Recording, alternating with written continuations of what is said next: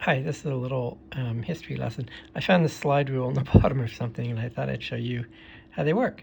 So this is a small one. It's only about 15-20 centimeters long. And basically you could put it in a pocket. It's a pocket slide rule. And I'm going to show you how to multiply. I've got it set up to show you how to multiply 1.2 times pi. And let's see, so I've got a pen here that I can point with. All right, so, and I don't have a slider, so I have to sort of point with one hand, and anyway. So there's some scales. I'm going to focus on the C scale, which is on the top.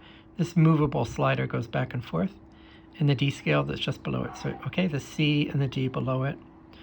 If I want to multiply something by 1.2, I put 1 on the C scale above 1.2 on the D scale. Well, how do we know that's 1.2 in the D scale? Check out the scale. Here's 1 and I don't know, all these funny little numbers, but see they're a little smaller. And then here's 2 and then here's 3. So this one here must mean 1.1 and this one must mean 1.2 and 1.3, etc. Now the number of ticks between these things varies depending on where you are in the scale. Way over here on the right, it just goes like 9.1, 9.2, etc. But down here we have a finer resolution. That should make sense to you by just the way numbers work. Okay, and speaking of the way numbers work, the way a slide rule works is that you can multiply things by adding their logarithms. Adding in log space is the same as multiplying in linear space. That's the whole deal.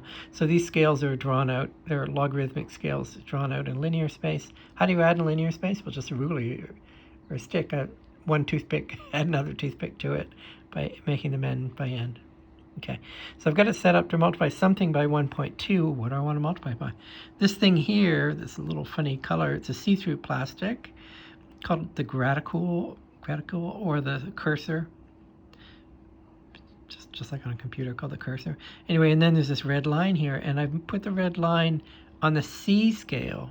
On the C scale, I put it on the little symbol pi because they've helpfully marked out pi on this one. So I do that, and then I follow down to the D scale, which I'm pointing at now, follow that red line, and I see what I get. It's okay, there's 3, and there's 4, and there's 3.5, 3.6, 3.7, 3.8. This little small line, therefore, is 3.75. So it looks like it's, I don't know, halfway between, so maybe 3.77. That's what I conclude. 1.2 times pi is 3.77. So you can check that on your calculator and see if it works.